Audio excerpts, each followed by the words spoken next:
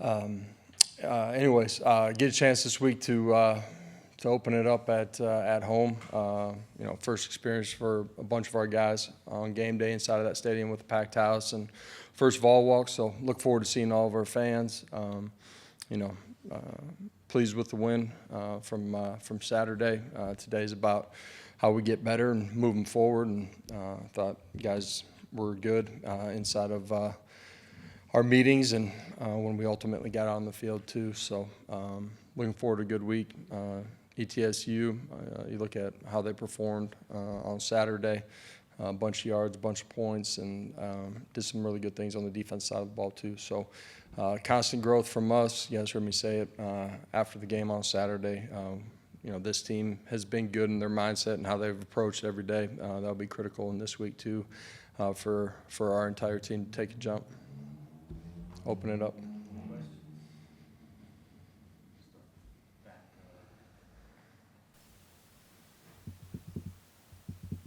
Coach Andrew Smith, Johnson City Press. ETSU with the two quarterback look there in week one with two former Power 4 guys. Just what challenges does that present for you preparing for that defensively? Yeah, preparation of who they are and how they play, and the subtleties of what we're doing defensively. As a staff, how you want to call it a little bit different, but both of them played well. Coach, just after watching the film, how did you evaluate Joey? What did you like? What does he need to improve on? Yeah, I thought he was good in his decision-making, communication. I said that after the football game. Super calm. I thought he used his feet at the right moments. Great demeanor throughout the course of the game. A lot to really like from it. Josh, you had a lot of guys get their first action in that first game. A lot of guys made their first start. When they go from game one to game two, does the standard raise in any way, or in any way does it raise? Now, standard's the standard, and we're all chasing perfection and understand that it's also not going to be obtainable in this game, but you're certainly chasing it. And, we need to take a jump. That's collectively as a team, by unit, and certainly individuals as well. And so got to approach the week the right way.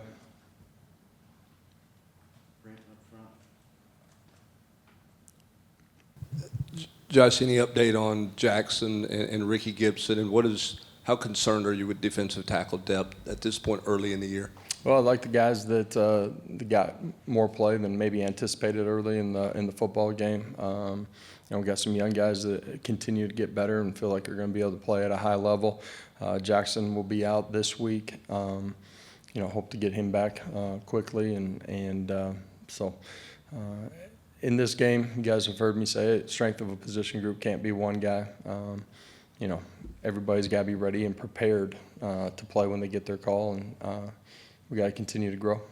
What about Ricky? Ricky will be out for an extended period here. How long, I don't have the exact timeline on, but he'll be out for an extended time.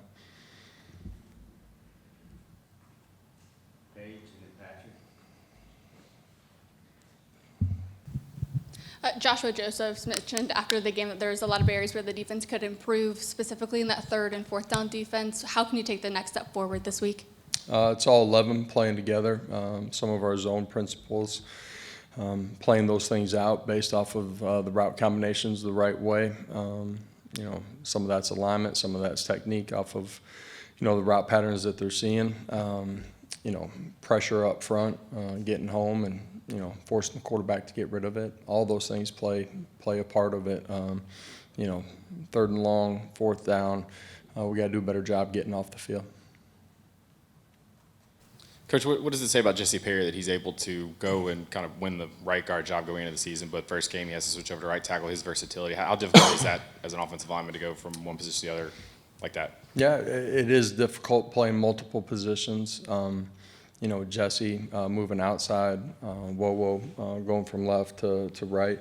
I think it's a credit to our staff in preparing these guys, not just during training camp, but during the course of the summer, since they've been here the entire offseason, where they do feel comfortable, they have time on task, and have repped in those spots and have grown.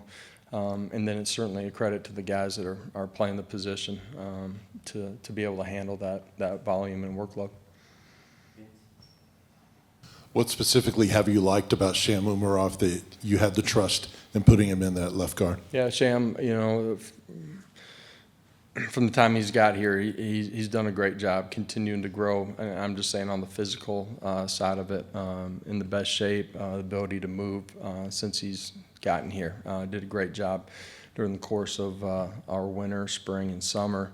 A guy that continues to invest mentally, understanding the game, fundamentally continued to get better. He's performed at a really high level, through spring ball and during training camp where we had great trust and belief in him. I'm not sure there's anybody that's more excited when they come out to the practice field than Sham. That guy loves football, loves his teammates, gives everything that he's got every single day, and that's been a huge factor in his growth from the time that he got here. Back left with Sam, then Wes. During that trophy celebration, Miles puts the leather helmet on your son Jace. Bryson, Arion are cheering him on. You talked about how you like these players as people too. Yeah. What was that moment like for you, not only as a coach but as a dad, to see that? Yeah, cool moment for me as a dad to be up there with him and him be a part of it, and the way our guys take him into being a part of our team too is something that's really special. And for me as a kid, I remember those days too, and those are huge memories that I still have, and excited that he gets to be a part of it, our whole family. I think if you watch, how we try to incorporate our families into anything that we can do, after practice, Tuesdays and Wednesdays, there's a bunch of wives and a bunch of baby strollers, get a chance to go have lunch with their dads after practice, and Vol walk. I think it's important, not just talking about family, but actually living those things out, and I think it's important your players see that too. Josh, at least from looking over Saturday's game again, it looked like Joey's scanning the field pretty well when he's out there at quarterback. And for someone who just got here when he did, how much of a concern was that for you going into it when he got here, that he'd be able to kind of pick up things enough to go through progressions? And when did you start to feel pretty good that he could? Well, I think that's always something that quarterbacks have to grow in, right? And for us not having any time on task on the practice field or in the meeting room with them, you want to see those things, play out in real life. And he's smart. His ability to retain information one day to the next. When we were first doing installs with him, our entire quarterback staff did an elite job of helping him grow really quickly. And then, once you get to training camp, his ability to recall and, really not make the same mistake twice, understand the why behind things, led you to believe that, he was going to be able to execute at a really high level. I thought, in game one, new offense, 3 months on task, he did an elite job of controlling and understanding what was going on around him. Talk about growth with players, and I know everyone's always looking to get better, but what growth have you seen in Joey Halsley since he's been with you on your staff? Yeah, I think Joey's done a great job, leading our offensive staff. I think, the stability that we've had on that side of the football has been a key component to us to continue to grow, and our teaching patterns to our players, in our concepts and, adjustments on game day. Coach Ellerby, Pope, Ablin, Sims has been here for a couple of years now. I think all of that has been a huge help to our growth offensively. Joey's done a tremendous job, as quarterback coach, but offensive coordinator, organization, and helping us continue to find ways to attack defenses.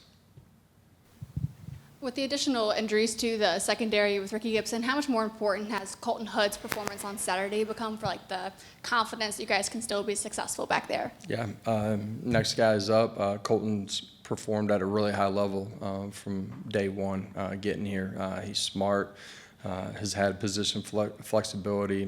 He learned multiple spots when he first got here. Super consistent in his competitive makeup every day in the meeting room and on the practice field. And a guy that, you know, has had some time on the field, but has continued to grow in a really high level since he first got here. And great teammate, great player, and nobody in our building is surprised that he played extremely well on Saturday, and continue to expect big things from him as we go throughout the course of the season. As a veteran coach now, when you have commentators during a game saying things like, you know, he's from the Josh Heupel tree, talking about Jerry Mack and Mitch down at Kennesaw, and they're pushing Wake Forest, or what Alex has done at South Florida and tying him to you as well. Is there an appreciation for that, to see the guys that you've kind of helped mold go elsewhere and have success? I think leadership roles are about helping people grow. For me, a group of people that I got to take care of is our players, and ultimately, you know, you guys will ask the question after the draft. You want guys to be able to reach and fulfill their dreams, and you know, it's players playing at an elite level here and then have an opportunity to go on. It's the same thing with your staff. You want them to have the opportunity to grow and take the next step in their careers too. And super excited about the success that our guys have had, you know, as they've gone and taken head jobs. Last two, Adam and Patrick.